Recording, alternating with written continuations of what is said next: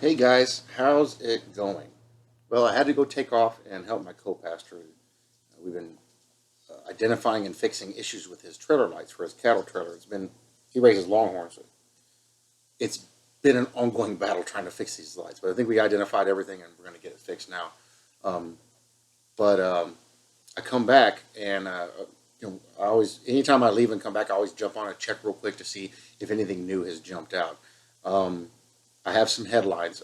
Before I start the headlines, though, I'm gonna recommend you guys run over to Mary Greeley's channel. She has just put up a video about Yellowstone, and she gives some really good historical data about an earthquake we had in Chile way back, and the effect that it had on the volcanoes. And they know that a really large earthquake can cause eruptions. Um, it kind of puts in perspective just what that one did. It kind of puts in perspective what would happen if a big enough earthquake caused Yellowstone to erupt. And then she gives some details about the current conditions there. It's good information, and it's scary sometimes, but we all need to pay attention to this because that volcano affects us directly. The volcano is going to affect the whole upper hemisphere. But there's a part in the Bible that talks about where Jesus was talking about during the tribulation, there will be fire and blood and pillars of smoke, and the sun will be darkened and the moon will be red. Having that kind of pollution in the atmosphere will cause a red moon. It will blacken out the sun because when the plume comes up. If you ever seen the videos, it's huge, and it blocks out the sun. Um, the pillars of smoke. When you see a plume go up, it's a pillar of smoke. Uh, and but in that part of Revelations, it says pillars. That indicates many of the volcanoes are going to erupt. We don't have to get really crazy on the interpretation of um, Revelations because the things that it says, we can relate that to exactly to what's going on here. It's real time, real life. It doesn't have to be mystical or magical or any kind of weird stuff like that. I think I talked about that in a video yesterday. So we see these descriptions, and we can look right now at what's happening, and we see that happening. We have pillars of smoke right now. We've had the red moons. If Yellowstone goes up, the whole northern hemisphere is going to be seeing a dark sun and a red moon and a really big pillar of smoke. So anyway, make sure you go to the link in the description. Go to Mary Greeley's channel. Check out what she's put out. It's really good information, and it keeps us on our toes about current conditions and things that are happening. And this is just a suggestion, but if you live anywhere near that area, I would highly recommend you move, unless you're totally cool with getting blown up by a volcano. Just putting that out. So headlines, we're going to go to the Jerusalem Post, and we're going to cover a couple of things. There's some cool stuff jumping out here that we need to know about. And these are all today's headlines. Jews protest Trump's immigration policy. This is the time to take action. Let's elaborate on this because I'm not 100% sure what they're referring to here. Washington, hundreds of protesters, most of them progressive Jews, attended a rally on Tuesday against the policies of the Trump administration's U.S. Immigration and Customs Enforcement, ICE, at the National Mall in front of Capitol Hill, chanting slogans including "Never Again is Now." Some of the protesters held signs reading "Families Against ICE," "Dignity Not Detention," and "Abolish ICE." Later, they marched to ICE's Washington headquarters and blocked the road. Why is this happening? Why are Jews coming against this stuff? And because it doesn't affect them. It affects the people that are crossing the border and coming into the country illegally. Mark Lieber from Rockville, Maryland, told the Jerusalem Post that he joined the protest because of his opposition to the citizenship question in the 2020 census. "I am all for enforcing our laws, but when it becomes torture and inhumane, then that's going too far. What brought me here was when Trump lost the census battle to add an immigration question and then said that he was going to ask all federal agencies to identify illegal immigrants. That became reminiscent of a police state, which I don't want our country to have any part of." So, okay, now we see why this is happening. There's reasons why that was happening. Anyway, asked if he agrees with signs calling to abolish ICE, he responded, "I'm not sure if I want to abolish ICE, but I certainly want them to change the policy and the behavior completely. And in this political climate, if it means abolishing ICE, then I would say abolish them. ICE existed under Obama and Bush, and we never had anything like this." Well, that's because Obama and Bush never used them. Lindsay Bodner traveled from New York to attend the protest. I'm an Orthodox woman. I have two small children at home, she told the Post. I felt really helpless and angry and ashamed at what's going on in the whoops, what's going on in the detention centers around the border. This is coming from a place of ignorance. Guys, they've gone down there, they've done inspections on this. Democrats, liberals, Republicans, conservatives, everybody's been down there looking at these things. They are very, very well taken care of down there. We have them here in Texas. They're better than some hotels people stay in at night when they're traveling. These people aren't tortured. They're not being messed with. This is false narrative, and this is being pushed by the Democratic agenda. And we see this. Now, I'm not saying this as a disparaging remark, but most Orthodox Jews are Democrat. Most Orthodox Jews lean that way. And it's nothing against them, but we see this perpetuation of this problem. This is going to explode and it's going to become an issue. It's already been an issue. But this is coming from a lack of understanding. This person obviously hasn't gone down there, hasn't seen this stuff for themselves. They're going off what other people have told them. I haven't personally been there, but I am in contact with people who have. I know people who work in these offices and industries or these agencies, and they've been down there, and everything's fine. These people are not being tortured. They're not being brutalized. In a lot of cases, you hear about, oh, the little girl that died, and that. You got to go look at the details of what happened in that case. They said, the people that were down there, like, we were taking care of her. We were about to give her medical attention. Dad came in and snatched her out and said, no, we don't need it, and left, and she died out in the city. She didn't die in the center. Dad took her away from medical care, and she died in his arms out in the neighborhood. What a lot of people don't know about the details on that story is after she died, he left her body laying in the street and took off. So, I mean, do what you want with that information. But there's a lot more going on than what people are being told. The news tells you nothing. I was really glad to see this action and wanted to be a part of it, and I was especially glad that it was a Jewish action, she said. Asked what, in her opinion, should be the way to police illegal immigration, she said, we never had that kind of a system, and the majority of people who are in the United States illegally came via airplane and overstayed their visas. Really? See, she doesn't know what she's talking about. Because there's thousands of them crossing the border, and they have been.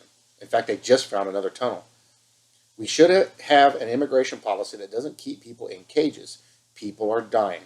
Shameful. No, they're not. If they're dying, it's because they were about to die when they got there. These people are not being kept in cages. These areas are blocked off to keep interactions of a negative kind between people. Parents are only being separated from their kids long enough to ask questions and give them vaccinations and help them with any medical issues that they have. Then they're given right back to their parents. The problem is, and they don't tell you this, is that many of the parents that come across with a herd of kids, only one or two of those kids are theirs and the rest are somebody else's. When they get into these situations, this is also what they don't tell you, if they keep them in the same room, they've had to break up men raping the women or the little girls and even the little boys. They don't tell you this information. This happens. So they keep them separated to keep them safe. Because if the guy and the wife are parents of one child, but they bring 10 children with them, they don't care about those 10 kids. They were given money to do this. So suddenly if this guy snaps and decides he's going to go out and do whatever he wants, and that's what's happening. And this isn't just their culture. This happens in India, it happens in Pakistan, all the other countries do the same thing. There are stories from all over the place where this stuff has happened. Even during disasters, the first thing they do is go find a kid. And it turns into a sexual issue. So they have to protect them from that. So that's what they're doing. And it keeps everything under control. Nobody is being harmed. Nobody's being mistreated. Dig into the issue before you believe what somebody tells you.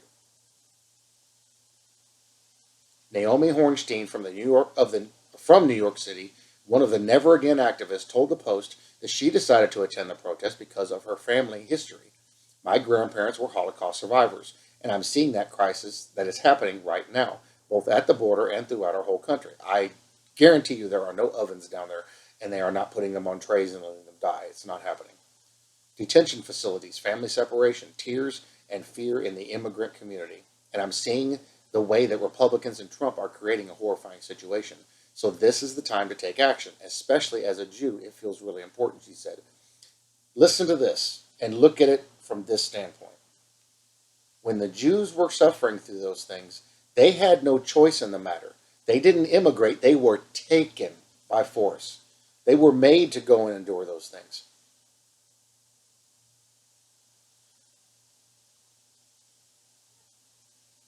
Hold on, it moved. So the people down there, they're willingly crossing the border to come to this country. Now, when you really get back into the details, I forget the name of the organization, but there's a liberal organization that is being funded by George Soros that is going down to these countries and getting these groups of people together. They're now doing it in Jamaica, somewhere over there. And they're bringing a bunch of these people here. Ironically, they've brought Ebola here and didn't tell nobody. That's also in the news, barely. But these people are coming here willingly, trying to find a better life. They know what's going to happen when they cross that border because the people on the other side are telling them what's going to happen. They're giving them the information. If you know that you're going to end up getting put in a detention center and you're going to get separated and treated terribly and tortured, why are you crossing the border? That's not a better life, is it? Because they have that down home. In fact, most of them don't even have that. Why are you going to put yourself in that situation? Obviously, there's a lie being told here because if they know what's happening, they know what's waiting, but they come anyway. And when they get sent back because there was some stuff that didn't qualify or something like that, they come back again. All right, they were just at the detention center, but now they're coming back. Are they willingly putting themselves in that situation because they want to? No, it's because it's a lie. They're not treating them badly at these places. You got to look at all the information. Trust me, if that situation was negative down the border and they were doing that to those people, they would stop coming across that border and would find another way because they don't want to go there and be treated that way. They're going there because they know they're going to get all the stuff they need handed to them and they're going to get cut loose and sent out into the United States. And it's been happening. In fact, one town down here in Texas, ICE came in and dropped 100 of them off in a bus station and just left. So the people, I forgot who was there. Somebody was there and called a pastor. The local pastor came down, got the community there. They came in, they took them all. It's like, all right, let's get you guys set up. And they're feeding them, clothing them, getting them set up in the community. Anybody that needs to be taught English, they're teaching them. They absorb them into their community. ICE came down to come get them, 2 weeks later, expecting this group of people to still be in the bus station. And they were like, you guys left them here and nothing. We helped them. We gave them what they needed. You left them here with nothing. So we're helping them and getting them set up. Got to look at all the details. Can't just take one person's word for it. And anything mainstream, I barely even listen to 1200 WOAI. Anything mainstream is going to tell you lies. It's all Luciferian. You have to go and dig into what's actually going on.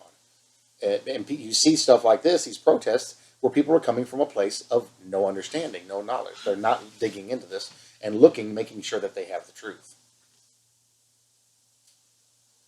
Asked how she thought the administration should address people who cross the border illegally, she said, I think of my grandparents who didn't have any options and who were forced to stay in a place that was so dangerous for them. So she just admitted what I just told you. They were forced to do it. These people are willingly do it. And where they lost so much of their family. And I urge those people to think about the humanity of the folks who are coming here for a better life. Also a detail, many of those people, sorry, I took my medicine yesterday, it's got me all messed up. Many of those people, when they're coming across the border, they're paid to come across. Many of them are paying to come across. You know, it costs between $900 and $1,400 to finish your process and to get your green card. It takes a little bit of time. But when you do it, you are officially an American citizen. These people are paying up to $30,000 to sneak across the border, and the chances are 50-50 or worse that they're going to die before they ever make it. The ranches here in Texas, they're constantly finding, they have established paths, and they put water points out there so people don't die. They're constantly finding dead bodies. They're constantly finding bones because the people get out and wander out in the desert and get lost, or the coyotes bring them and just cut them loose and turn around and leave. $30,000, and your chances are very high you're going to die. Got to look at all the details. Hornstein added that we need to become people with open arms who are fleeing persecution, fleeing violence, and who are trying to create a better life for their families. And I wouldn't be here today if my grandparents weren't allowed to come here after the Holocaust. Have you gone down south and looked at the situations these people are living in? Oh, yeah, they got the cartels and everything. Some of these people are leaving very nice houses to come up here because they're paid to do it. And when they get established, they send all their money back home. And back home, the way the economy is, if they make $1,000 a month here, they live like a king back home. And many of them do that. Why wouldn't you just do it legally? Because there's no other country you can just walk across the border and just hang out. There's a couple of them that have started opening their borders. The EU, a lot of them have. But like Australia, if you go to Australia, you just overstay your visa by one day, 5 years banned from the country. Why is no one protesting Australia? Why is no one protesting Norway, Poland, Switzerland, Sweden, all these other countries, Canada, all these other countries? They're like, nope, not happening. I mean, back whenever Trump got elected and all these people were going to make this mass exodus, Canada shut down their immigration website. They're like, nope, not having it. Nothing's going to get approved. Y'all stay in your country. You're not coming over. You're not going to pull this. Because what the people were going to do is go over there, end up with dual citizenship, and then just run back and forth hiding whenever things didn't go the way they wanted them to. Canada said, nope, cut it off right there. And they're not letting them. That's why Rosie O'Donnell didn't leave. That's why, what's her name? Chicken Butt. Miley Cyrus didn't leave. And all these other idiots that started running off at the mouth in Hollywood, dumb as a brick, don't know anything, running off at the mouth saying, oh, I'm leaving the country. What was it? No, there was three. There was three of them. There's Rosie O'Donnell and two others were going to go to, not Spain, somewhere down there. Not a nice country, real nice country. And as soon as they saw the stuff come up, they were like, nope, they denied her. We don't want you here. We already know what you're about. We don't want you here. So these people are trying, see, the news doesn't tell you this. These people are trying to go and they leave and go in these other countries, and they're being blocked. These other countries are like, They do the same thing with illegal immigration. Why is it our country is the one? Our country has the resources. It has the money. It's got the energy. Right now, there is a huge movement between the Democrats and the liberals to try to take over Texas. We've been fighting it for a while now, but it's gotten really worse because Texas has the ability to provide all the energy for this country and Canada for the next 100 years easily. Now I think it's more because they've upgraded the system. They want control of that. So they're trying to turn Texas blue so they can take control of that. You don't hear about that on the news. But it's happening. And every election, we're fighting to keep them out. But they're just overrunning it. And they're paying people and they're winning people over. Guys, every day is a struggle here as far as government goes and as far as policies go. So anyway, that's enough of that one. I have to stop on that one. It's very frustrating to see people do this stuff from a place of emotion, not realizing that when they do it from a place of emotion, there's no wisdom and understanding behind it. Step back, take your emotions out of the equation, and look at the details. Look at the issue. What's the right and wrong about this issue? People jump up and down about Trump tweets, not realizing he sends a tweet out, and he does that because he knows everybody's going to run over here and look at this, and then he goes over here and does work. Y'all are flipping out. He's over here doing work and getting things done, and nobody catches it. I think it's funny because he's literally doing to them what they've been doing to everyone else. There was another good article I had found here.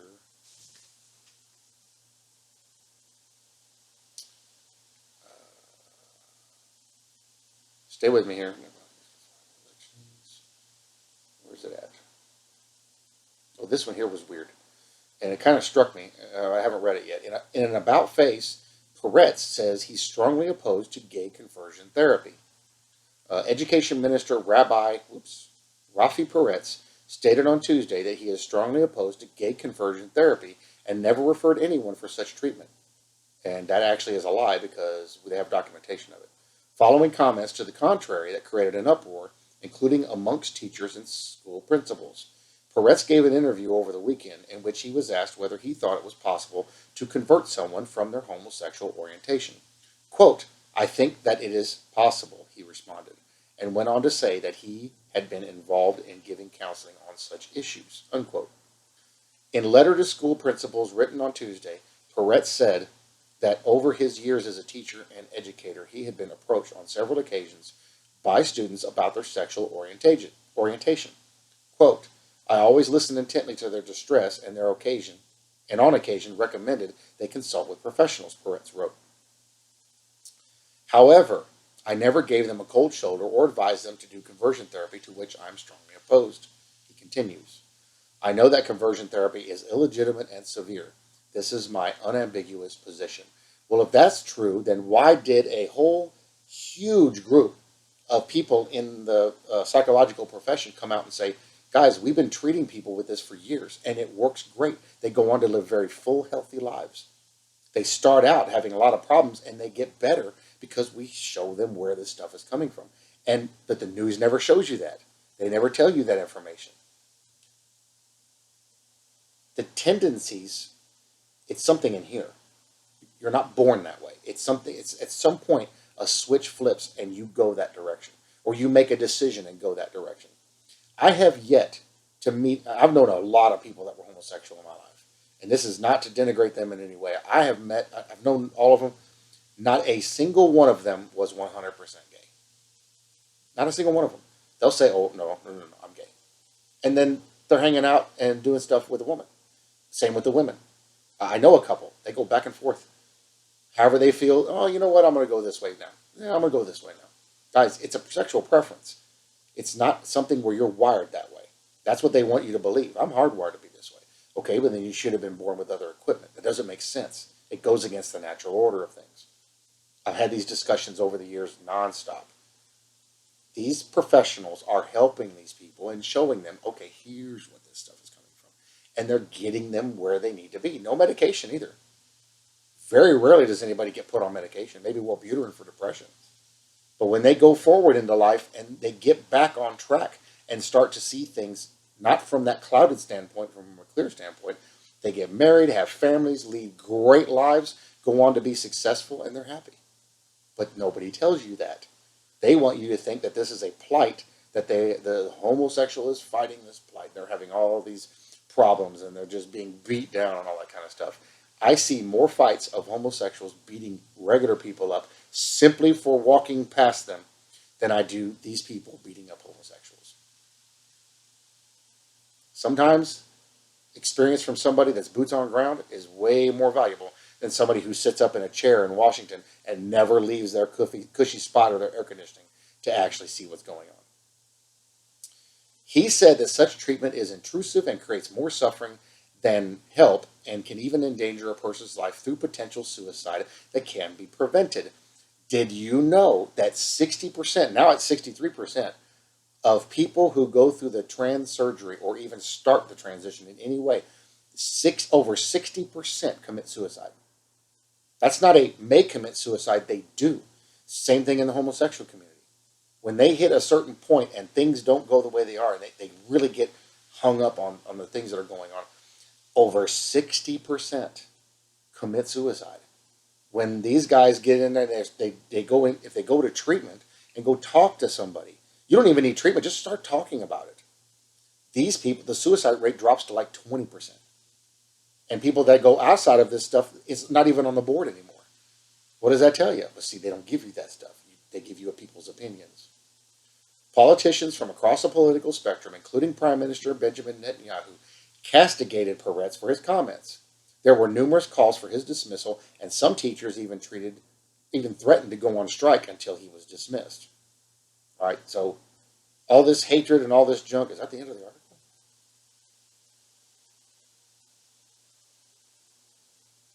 Okay, I guess so. So it's all, people are going out there and they're reacting to these things based on emotion.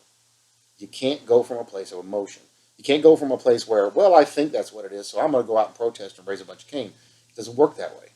You need to be informed. You need to know what all the details that are going on in these things.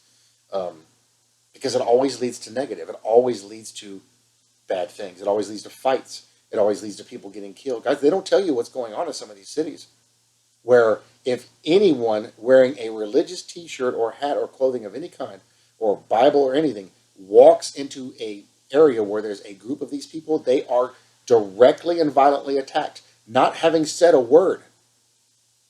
I've known all kinds of gay people over the years, and I told them, I'm Christian. I don't agree with your lifestyle, but you know what? You're still a human. I still love you, and just don't bring me into your lifestyle. That's you. That's for you. I don't need to be a part of that. But we have this over here, and we have a great relationship and friendship. Now, not all of them did. Some of them got very arrogant and like, well, you can't accept me for the way I am. I never said I wasn't going to accept you for the way you are. I said I can't be a part of your lifestyle. And one guy, he really was pushing it. I said, all right.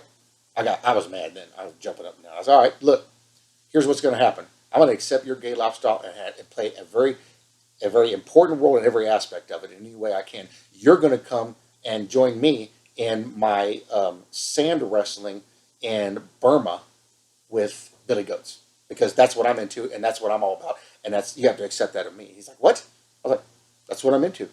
Every year I go over there and we spend 3 weeks, and it's all sand and goats and hair and nasty smells and all that kind of stuff. You get to come do that with me if I have to come do that with you.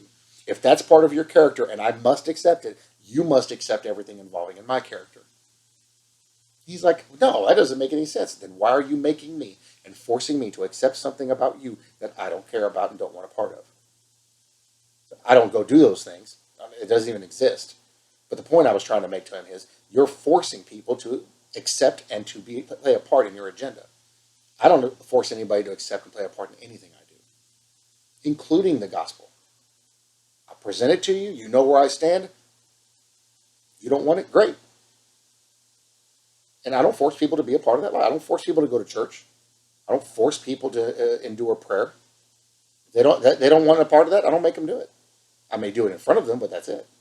Now, these guys, these people get so strongly against anyone who even hints at denying them. But now Christians, we're all the main target for that stuff.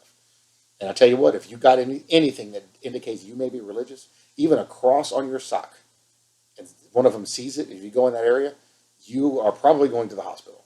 Chances are very high of it. A couple of people had to jump in cars of other people and get driven out. Didn't even know the people. And to get driven out because there's a crowd of like 40 or 50 of them running them down, trying to kill them. And so they had to take off and jump in somebody else's car just to get away. You know, it's bad. It's bad out there, but they don't tell you these things.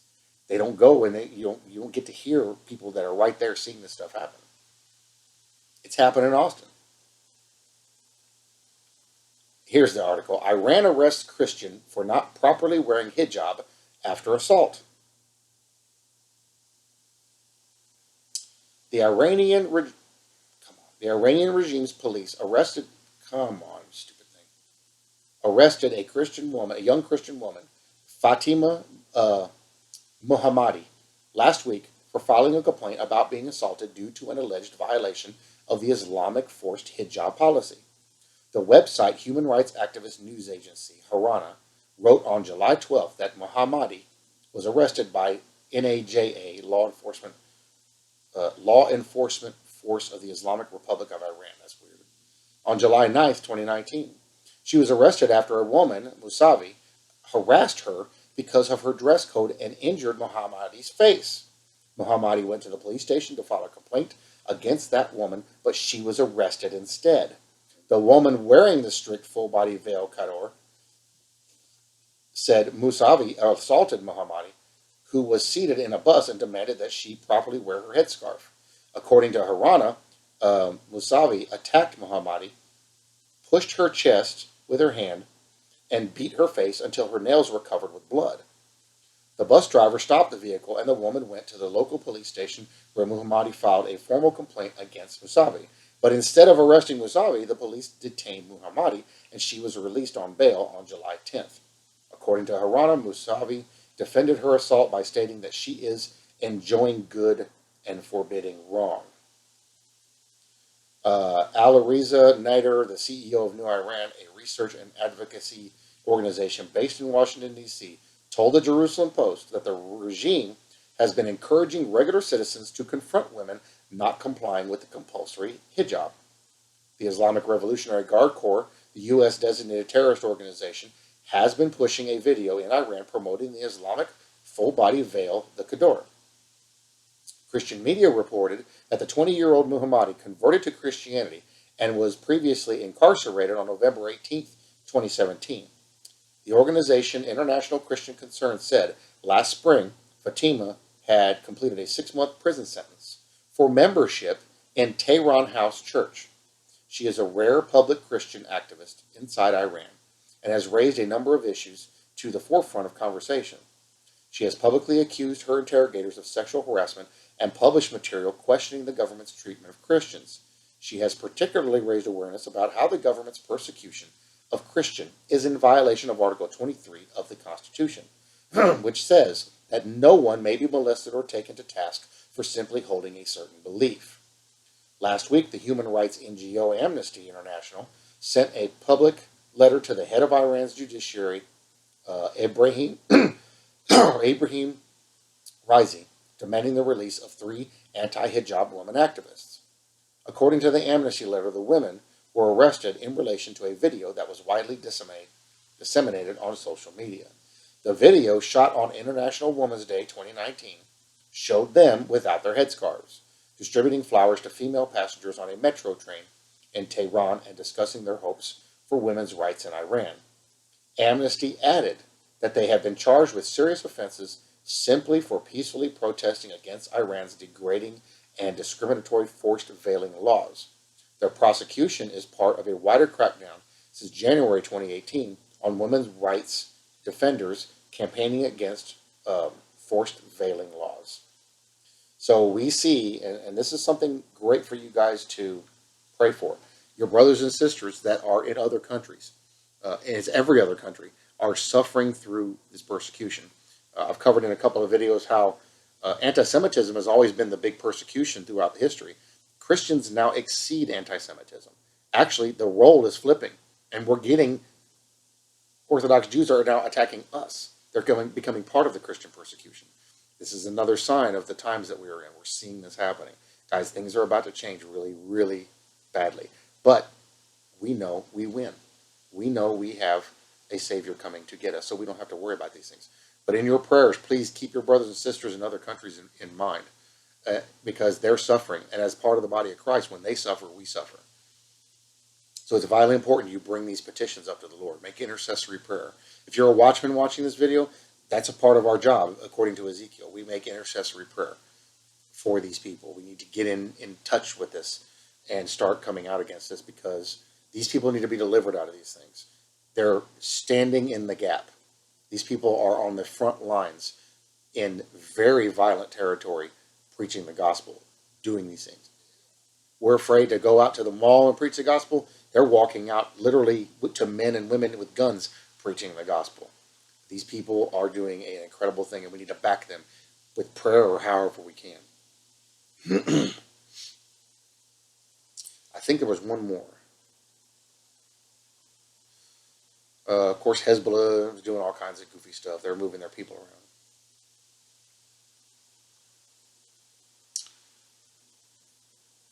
Here's a Jewish couple leaving France because of anti-Semitism.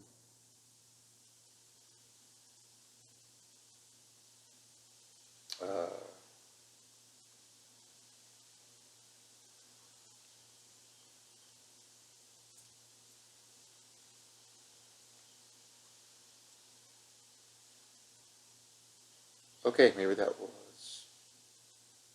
All right, maybe that was it. So, these are little bits of information, little bits of things that are jumping out there. These are all signs of the times. We're seeing the culture in society change. We're seeing it change towards what's wrong and calling that right, saying this is how we should be doing things. When classically throughout history, we knew that was wrong and we took control of it. It used to be people kept their personal preferences to themselves. Now they have to go and put it out all over the street, and everybody must abide by it. There's no winning that situation. We share the gospel. We plant as many seeds as we can, try to help people understand as much as we can, but you can't win this.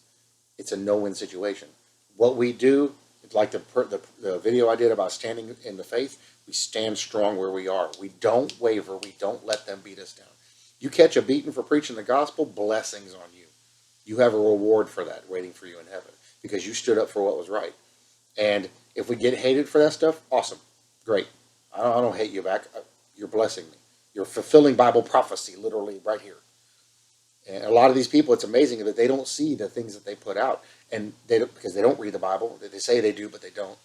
They don't see that what they're saying matches exactly word for word to what the Bible says that they would say, and they can't put two and two together. They're blinded. So we have to be careful out there. We have to come to our brothers and sisters' defense in any way, even if it's something really small. We have to stand up for what's right, and we have to let people know what the truth is. If we got a bunch of false doctrines out there, people adding to salvation, you know what? Y'all made your decision. You know what the truth is. Excuse me, truth is. You have all access to all the information. We give you all the scripture. It's up to you to make that decision. We can't make you do it. These people with the hatred and all that kind of stuff, they're coming from a place of sheer emotion. They're blinded. They're going to continue to do that. And until they can get the shades lifted off their eyes and see for the truth, which ironically is going to happen at the beginning of the tribulation, they're going to keep going this way. Because right now, everything seems like it's great. The world's going to continue on like it is. Nobody tells you that, 5 volcanoes erupted yesterday.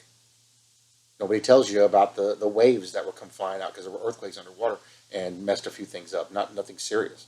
Nobody tells you about how bad the storms are around the world. Nobody tells you about any of that stuff. Nobody tells you about all the people being slaughtered. Whole underground churches wiped out. Done. They used to. They don't say about it now. Glenn Beck has Mercury One. They're working, trying to get people out of those countries and get them saved. In a lot of cases, a lot of those people are sent back, and they're all killed. These are our brothers and sisters. We have to get up and up in arms about this. Now is the time, even with the voice, even with prayer, now is the time for us to jump up and get into people's faces about this and let them know what this is wrong and stand out against it. Now, there's a high probability if they pass H.R. 5 in this country, they're going to start coming after Christians. You guys know it ahead of time. I've told you. Other people have told you. Don't be surprised when it happens. Don't be surprised if somebody comes and knocks on your door and go, hey, you're a Christian? Hey, come with me. They put you in jail. Don't be surprised if it happens, because it could.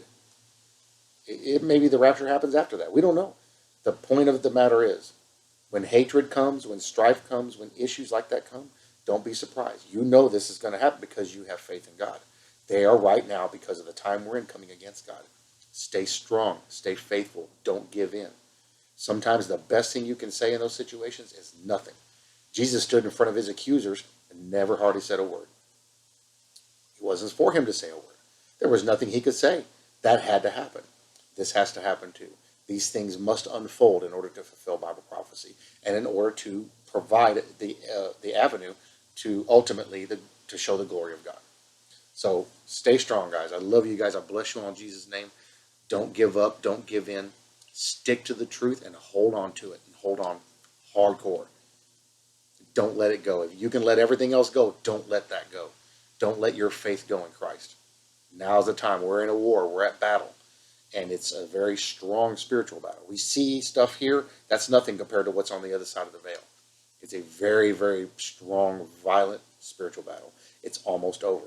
We're almost out of here. And after that happens, we will not have to deal with that stuff anymore.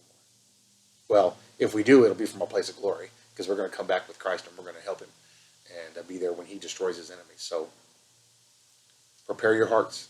Be ready. We know the rapture is imminent. We know things are about to change. We know all these things are supposed to happen. I've covered it in video after video. So there's no excuse for it to say, well, I didn't know that was going to happen. Well, it's in the Bible, and a bunch of us watchmen are covering it. We're sounding the alarm because we're watchmen. That's what we do. So you guys stay strong. I'm going to try to put out a couple other videos if I can today. I've got one in particular I need to get into for Hoo-Hoo, and then that way I can cover and answer some questions that Hoo-Hoo had. So anyway, I'll see you guys in the next video.